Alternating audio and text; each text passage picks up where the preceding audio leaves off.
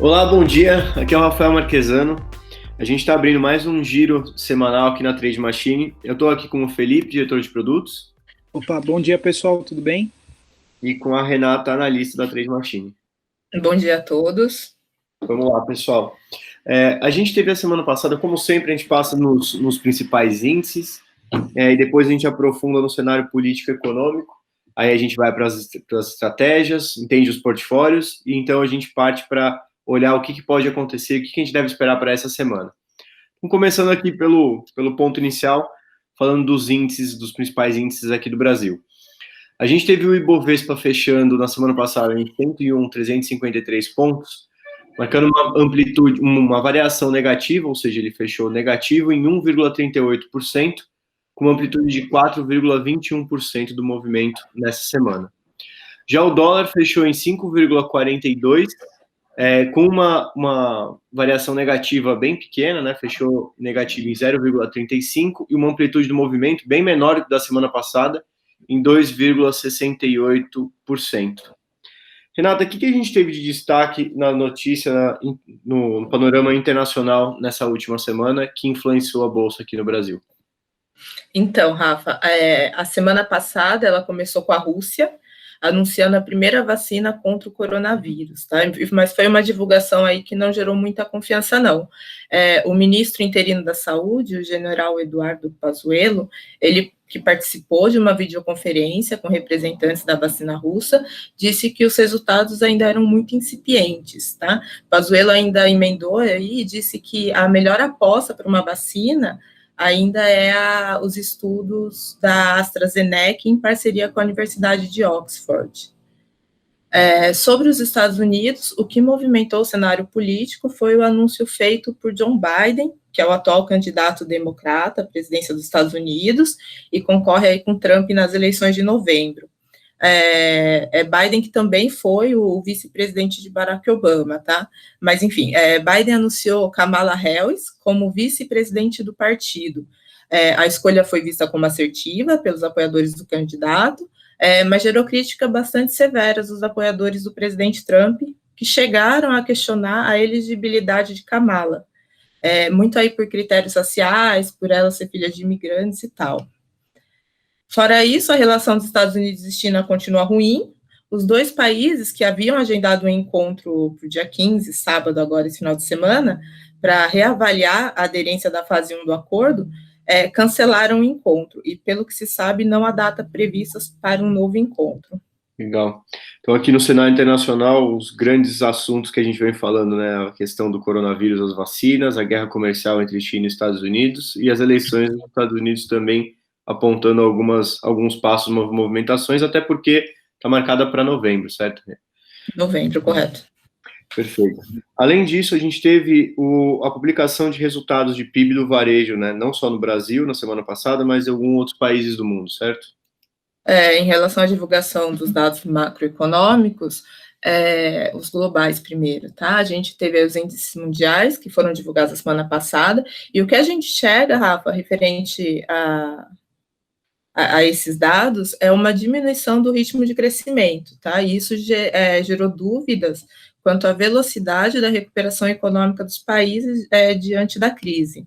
Então, eu vou dar uma passada aqui nos principais índices. Tivemos dados de venda no varejo, que subiram 1,2%. Esse dado ele tem bastante sintonia com o novo pacote de estímulos fiscais, tá? Já que a ausência de um novo auxílio emergencial vai diminuir o dinheiro em circulação no país, e um dos principais índices afetados é justamente o índice de vendas no varejo. Quanto a isso, tá? Quanto ao novo pacote de estímulos fiscais, os impasses eles continuam, e ainda não se sabe quando as negociações na Casa Branca serão retomadas. Na Europa, a gente teve queda de 2,8% no número de pessoas empregadas nesse segundo semestre, essa que foi a maior queda trimestral desde 95. O PIB da zona do euro também decepcionou e fechou o segundo trimestre em queda de 12,1%. Na China, as vendas do varejo caíram 1,1% na comparação anual, e o que se esperava é que esses dados viessem mais próximos do ano anterior, então os resultados não tão positivos para a economia chinesa. Já os dados da produção industrial chinesa subiram 4,8% em relação a 2019, mas ainda assim o resultado veio menor que os 5% do que era esperado. O que surpreendeu na China foi o resultado do PIB do segundo trimestre, que cresceu 3,2%. Muito bom, muito bom. Olhando um pouquinho aqui para o Brasil, Rafa, os índices divulgados aqui vieram bem positivos. Tivemos os dados de venda no varejo, com crescimento de 8% na comparação com o mês anterior, número acima das expectativas. Tá? Esse movimento ele foi puxado principalmente por vendas de material de construção, supermercados e eletrodomésticos. É o segundo mês seguido de alta nas vendas do varejo, mas ainda assim, no acumulado do segundo semestre, a gente tem um recuo de 7,8%, muito por conta da queda de 17% que a gente teve em abril, né, que foi quando chegamos aí no auge da quarentena. O IBCBR, que é o Índice de Atividade Econômica do Banco Central, subiu 4,8% em junho, e foi a segunda alta mensal consecutiva desde o início da pandemia, e a maior alta mensal de toda a série histórica do índice.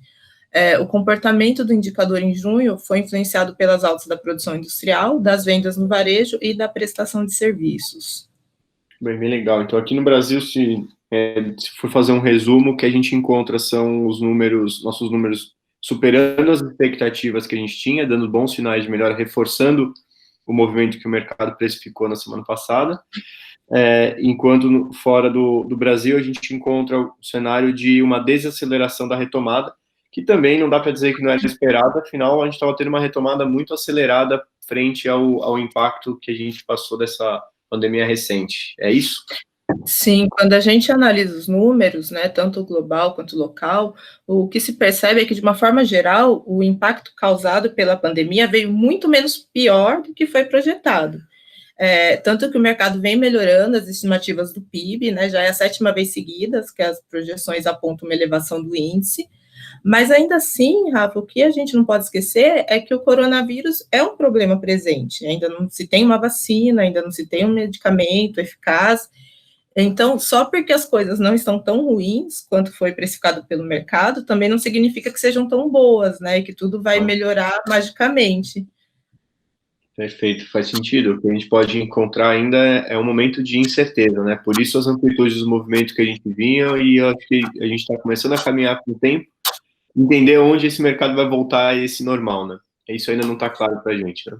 Sim, e a China é um ponto bem crucial nessa retomada, porque ela foi o primeiro país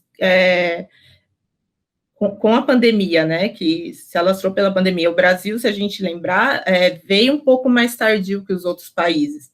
Uhum. Então, agora é a hora da economia deles também dar uma recuada aí, parar de crescer tanto como foi, e o Brasil vai chegar nessa fase também, né, Rafa? Perfeito. Então, o ciclo que a gente viu, a gente está atrás da China em todos os ciclos, né, inclusive na acomodação da economia a essa nova realidade, né? Todos os países, não só a gente. Perfeito, ótimo. Bem legal. Vamos ir saindo, então, de um cenário, entendemos aqui aquilo que influencia a nossa economia, e agora essa foi uma semana bem quente em resultados, em números, para poder validar as percepções que a gente vem tendo. E aí, dando um zoom aqui no Brasil, a gente teve uma semana não tão agitada em número de informações, mas informações bem relevantes, principalmente em relação ao teto de gastos do governo, certo, Rê?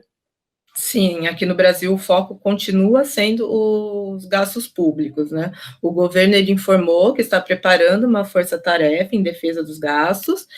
Nesse sentido, a proposta do governo é criar freios para as contas públicas e medidas de controle de gastos. Bolsonaro ele declarou seu apoio à medida, mas admitiu que há discussões no governo quanto a esse assunto. Sobre essa declaração do presidente, isso não é novidade, Rafa. Já havia sido mencionado a possibilidade de se estender o decreto de calamidade pública para 2021. E aí o que é encarado aí como um mecanismo de flexibilização para os gastos públicos. Perfeito. E qual que seria o impacto de uma flexibilização desse teto de gastos? O que isso poderia impactar no cenário econômico e, consequentemente, nos investimentos na Bolsa que a gente vem acompanhando? Esse é um assunto que é muito importante e gera, assim, uma grande controvérsia, tá? Uns analisam como primordial para manter o ritmo de crescimento, dar credibilidade para o país no exterior, e para manter a taxa Selic nos patamares que está. Outros defendem que essa é uma medida inviável por hora e que a flexibilização do teto dos gastos, principalmente aí no que tange aos investimentos públicos, pode sim acelerar um processo de retomada econômica.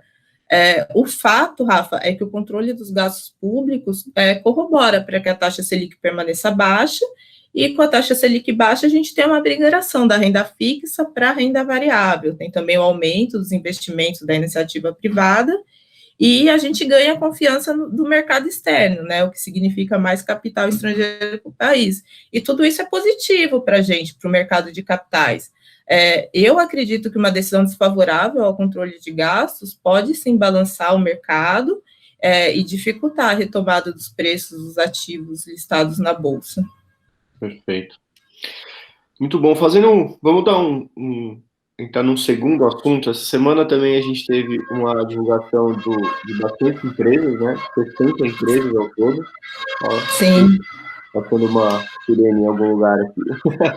Bom, a gente teve de resultados de 60 empresas, dentre elas frigoríficas, uma semana em que teve uma notícia em relação à Covid vinculando ao frango brasileiro, né, Ressa? Consegue comentar isso para a gente?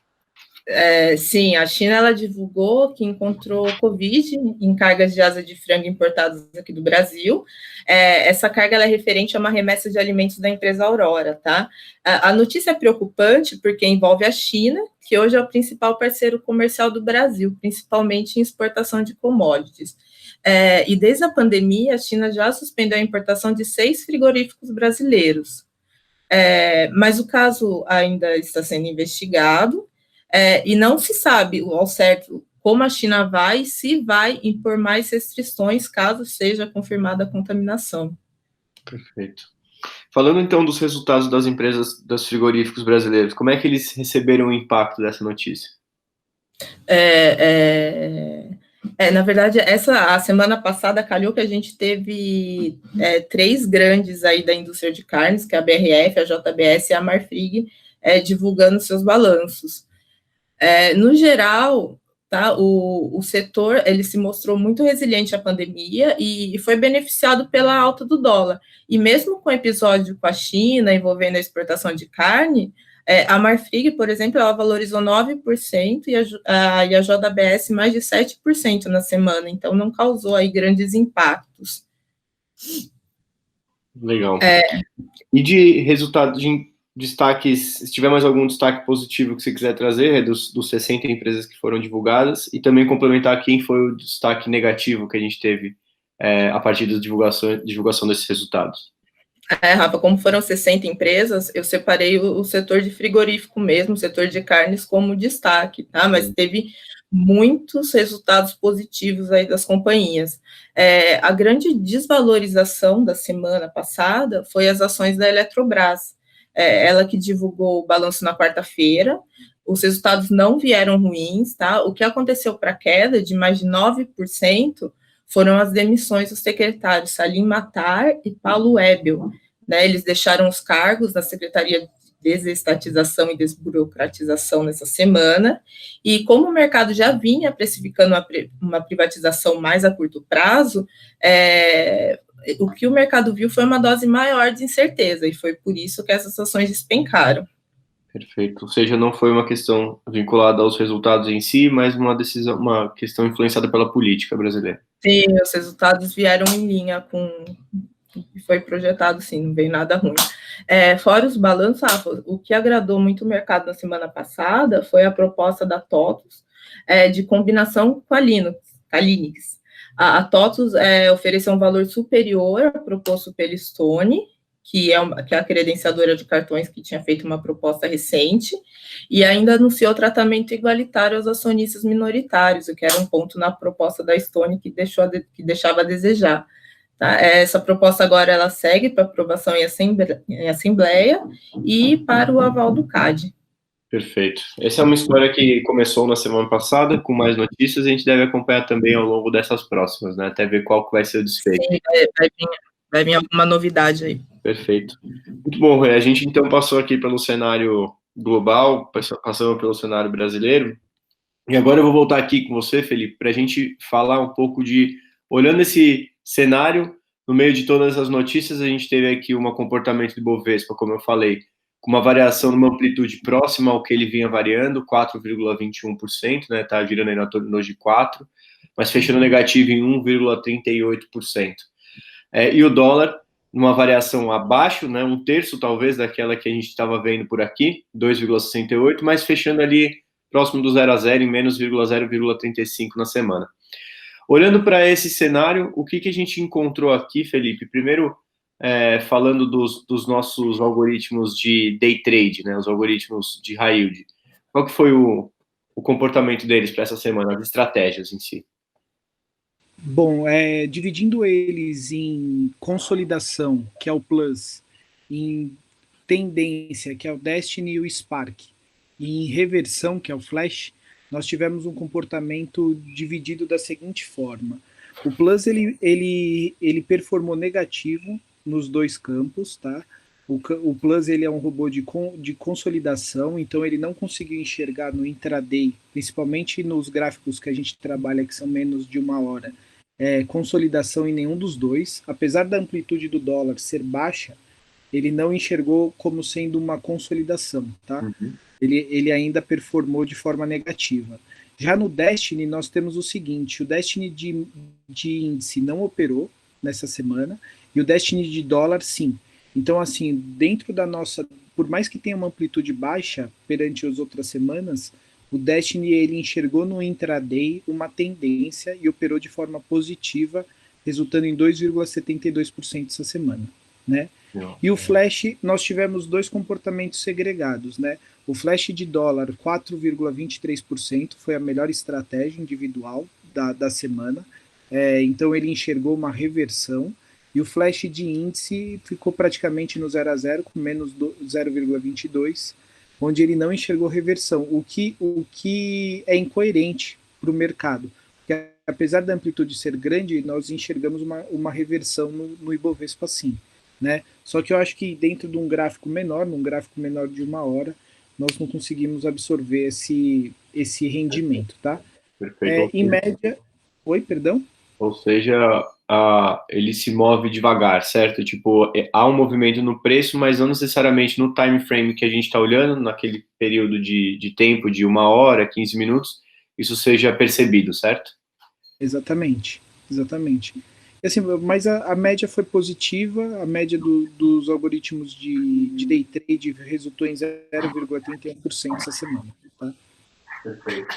Beleza, então saindo do day trade, indo para os de arbitragem, para os algoritmos de arbitragem, qual que foi o comportamento das operações de long e short nessa semana? Maravilha. Em suma, os algoritmos eles ficaram com uma média de 0 a 0, né? Dentre eles, os dois que eu puxaria para falar agora é o BRDT e CCRO, então é um intrasetorial de rodovias e distribuição, né? Onde você tem 2,09% de resultado positivo, e a Azul e Gol, né, um intrasetorial de companhias aéreas, menos 1,31%. E é um intrasetorial mais volátil mesmo, tá? O Azul e Gol. A média dos algoritmos de arbitragem ficou em 0 a 0, ficou em 0,04%, e o nosso cérebro, que é o substituto, né, das estratégias individuais, ele somente abriu operação, ainda não fechou operação essa semana. Então, foi uma semana de 0 a 0 mesmo. Felipe, o que seria o cérebro de long e short, para quem ainda não conhece? Maravilha. Diferente das outras estratégias que operam somente um par, por exemplo, Azul e Gol, né? O cérebro de long e short, ele observa todos os pares. Então, ele enxerga nossas 8 estratégias de long e short, né, de arbitragem com ações, e ele opta por aquela que tem o maior payoff, ou seja, aquela que traz o maior retorno por operação. E então ele é um otimizador da margem de operação, sempre alocando maior recurso financeiro naquela que é mais favorável e traz maior rendimento dentro do trade. Perfeito. Para o investidor. O jeito que a gente comentou na última semana, inclusive, é como se ele fosse um supervisor, né? Então, como se a gente tivesse, cada estratégia é um analista que opera cada um dos pares, individualmente. Você tem um supervisor que está acompanhando o resultado de todo mundo e selecionando qual que vale mais a pena ele alocar o recurso dele agora, né? Exatamente, perfeito. Perfeito. Show. Então, a gente não teve as operações abertas nessa semana, mas ainda não teve a operação fechada. Então, na semana que vem, a gente traz os resultados. A gente deve enxergar entre essa semana e a próxima os resultados dessas operações que estão abertos, contribuindo para os resultados dos portfólios em si. Mas, olhando então, falamos dos operações mais rápidas, depois das operações de arbitragem, caindo agora nas operações de position, né, na carteira Trade Machine. Qual que foi o comportamento dela numa semana em que a gente teve um fechamento negativo do Ibovespa em 1,38%? Maravilha. A carteira Trade Machine, ela performou de forma positiva, apesar do Ibov performar negativo. Então, isso já mostra, de fato, uma descorrelação com o Ibovespa, o que é ótimo para todas as análises quantitativas, né? Elas buscam, de fato, serem descorrelacionadas com o ativo em questão. Então, assim, a carteira Trade Machine, ela rendeu essa semana 2,5%, frente ao Ibov, que teve uma variação de menos 1,38%, com destaque na escolha prévia da ação Lynx, onde teve o evento comentado aqui anteriormente. Então, somente pela escolha correta da Lynx, nós tivemos 30% de rendimento na semana passada do recurso alocado. Nesse ativo, certo? Exatamente. Perfeito. O que provavelmente, eu não sei dizer Felipe, se a Lynx, ela faz parte do Ibovespa, mas provavelmente não com um peso que fizesse sentido, esses 30%, jogar o resultado do Ibovespa para cima. O que a gente vê na nossa carteira é um stock picking, uma seleção de ativos de uma forma diferente do índice, buscando sempre ter melhores resultados. E nessa semana a gente tinha Lynx com maior peso, talvez, do que a gente vê no índice, é isso? Exatamente. E a gente repete, tá? Essa semana de agora, dentro da nossa carteira e também dentro dos relatórios, nós temos novamente Lynx. Só que agora com um peso maior ainda, 20%. 20% de Lynx. Isso. Perfeito. Comentando rapidamente, como é que é feita essa inteligência de selecionar o quanto que vai ser alocado da carteira em financeiro? Qual o tamanho do peso de uma ação na carteira TM? Como é que é essa atribuição? Ela ainda usa o método de Markowitz, né? Só que o método de Markowitz sobre o índice Sharpe provisionado. O que seria isso? Qual que é a probabilidade do índice Sharpe de uma ação permanecer constante e positivo para a próxima semana? Então é aplicado machine learning sobre o índice Sharpe da ação e é feita uma probabilidade para a semana que vem. E essa probabilidade é composta na covariância do Markowitz, onde a gente encontra quanto de porcentagem vai ser alocado em cada ativo.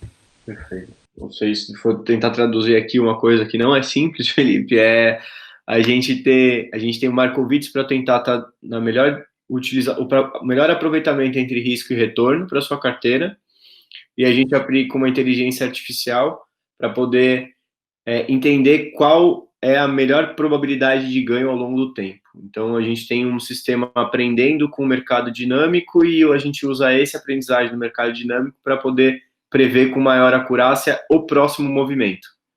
Exatamente. É isso? Perfeito.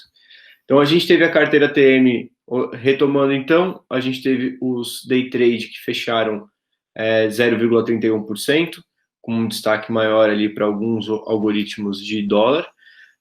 A gente não teve fechamento de posição no cérebro de long e short, que veio substituindo as operações individuais de long e short, e a gente teve uma carteira TM positiva em 2,5%. Agora, a combinação dessas estratégias são os portfólios, e cada um deles, de acordo com o volume financeiro, consegue ter mais diversificação ou menos diversificação. O primeiro grupo é o grupo de portfólios que vão de 10 a 20K, que concentram os algoritmos de day trade. Felipe, qual que foi o comportamento desse grupo de portfólios nessa semana? Maravilha, eles se comportaram de forma positiva, né? Para que, só esclarecendo, nós estávamos dentro de uma moda de 5 semanas positivas e 2 negativas. E essa semana nós completamos nossa 6ª semana positiva, quebrando a moda, né? Então, quais foram as melhoras realizadas? Foi feita uma melhoria muito grande dentro da estratégia Spark e também algumas melhorias menores dentro do Destiny do Plus. Também foi feita uma alteração pequena sobre o código de alocação. E isso fez com que essa semana a média desses portfólios que tem foco em day trade resultasse em 0,7% durante essa semana. Tá?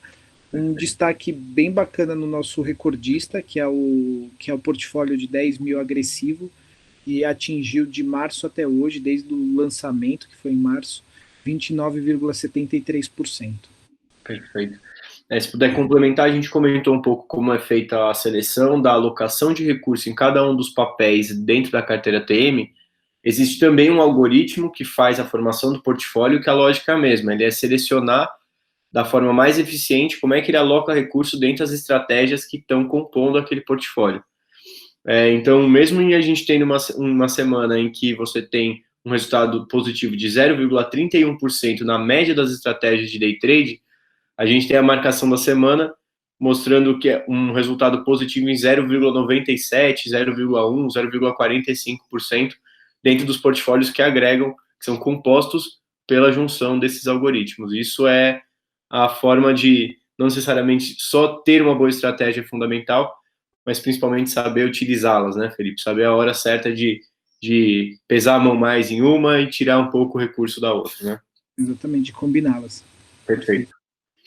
Isso eu acho que faz sentido a gente trazer isso também, conversando sobre o próximo grupo de portfólios, que são os portfólios entre 30 e 100 mil, que além de ter uma composição por algoritmos de day trade, eles também entram com long and short, arbitragem, certo? Como é que eles... Traz um pouco para a gente, Felipe, como é que eles se comportaram nessa semana?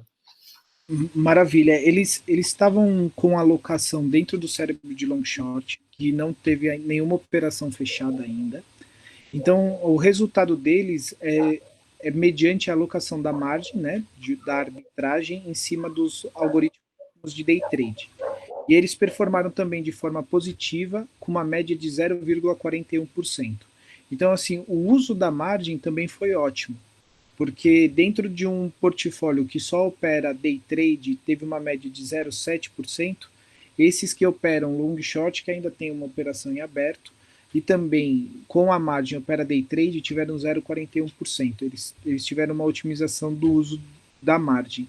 E eles são o principal formador da diferença, né, da quebra dessa moda que antes seria uma semana negativa, até provisionada na última fala, né, que a gente tentaria quebrar essa moda, e que foi exitosa aí em quebrar e teve uma média positiva também essa semana, nossa 6ª consecutiva.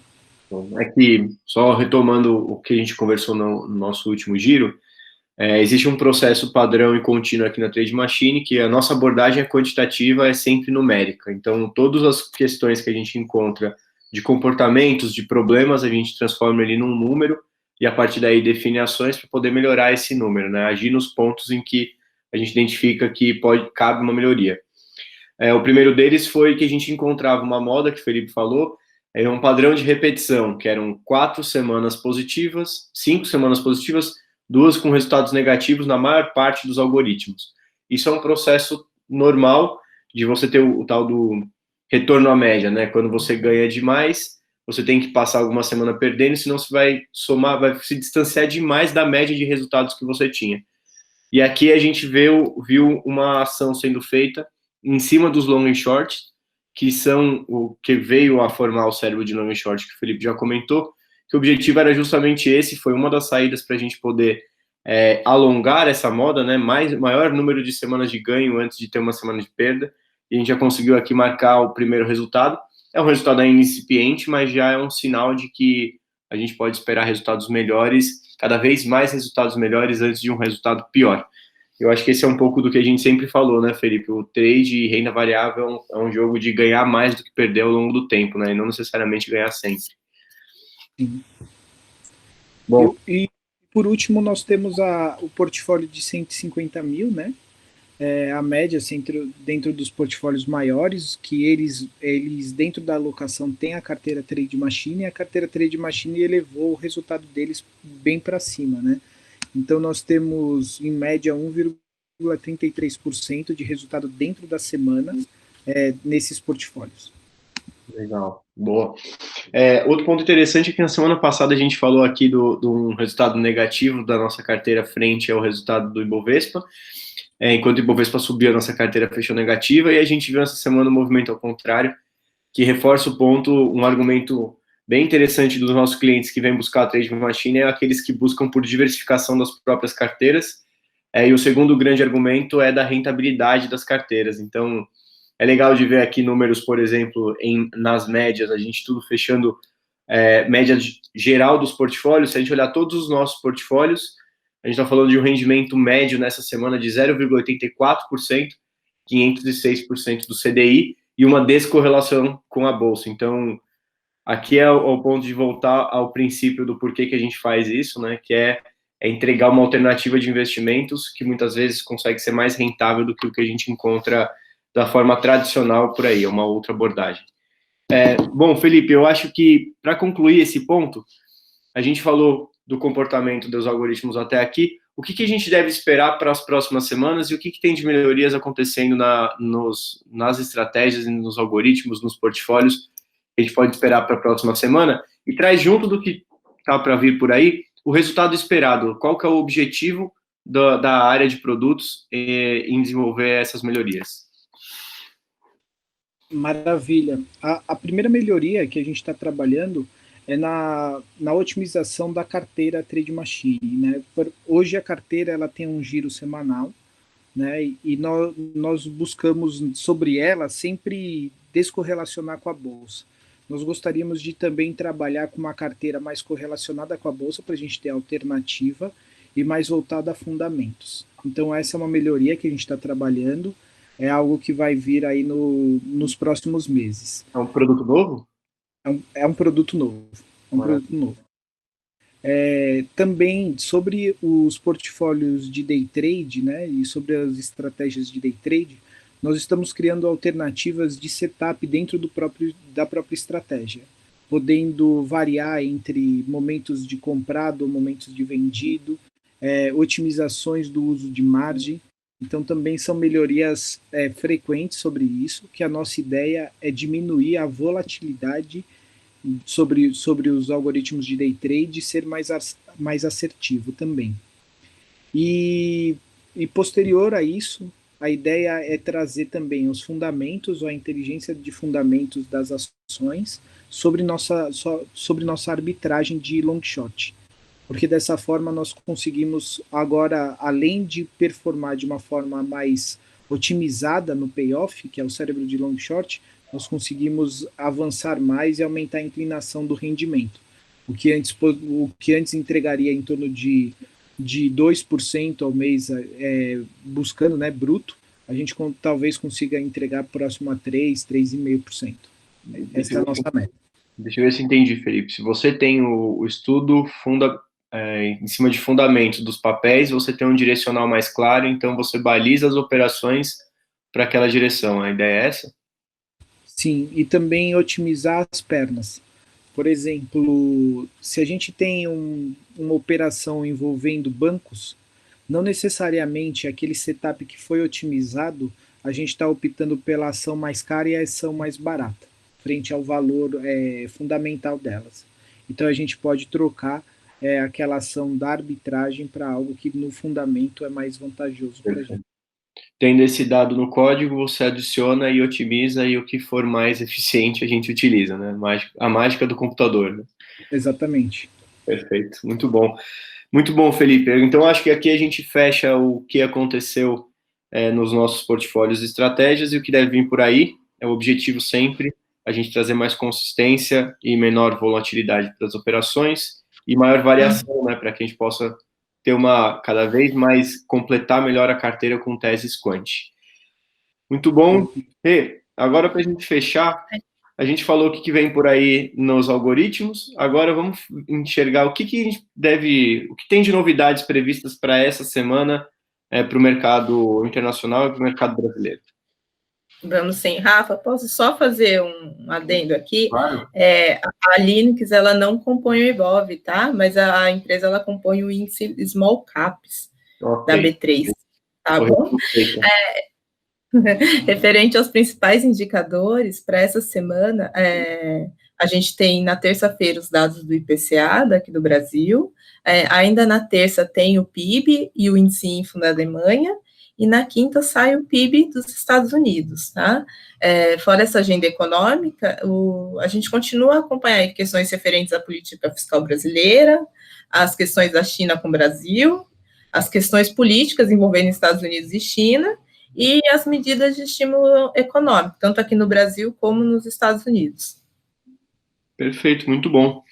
Então, tem mais como todas as semanas, né? Sempre tem alguma novidade para vir por aí que pode impactar no mercado. Eu acho que isso talvez a gente não tenha uma notícia dessa lá pelo dia 25 de dezembro, 26 de dezembro, mas por aí, né? Até lá. Até lá tem sido bem agitado. Então, fechamos mais uma semana aqui. Passamos por todas as estratégias e o que a gente deve vir por aí. Eu queria deixar o convite a todos que nos acompanhem aqui, que sigam a gente dentro do YouTube ou dentro do próprio Spotify para poder receber as comunicações. A gente tem estudado outras conversas até para poder ter mais pontos de contato, ter mais tempo para a gente poder aprofundar alguns temas específicos. Na semana que vem a gente tem a novidade também dentro dessa atualização, a gente vai trazer os dados dos fundos imobiliários e IFIX, porque fechou o mês, então a gente vai ter uma atualização desse produto que tem giro mensal, tá bom? Bom, era isso que a gente tem para hoje, vamos acompanhando o mercado. Queria agradecer aqui, obrigado Felipe, obrigado Rê, e a gente volta a qualquer momento ou na semana que vem. Tchau, tchau, pessoal. Tchau, gente. Tchau.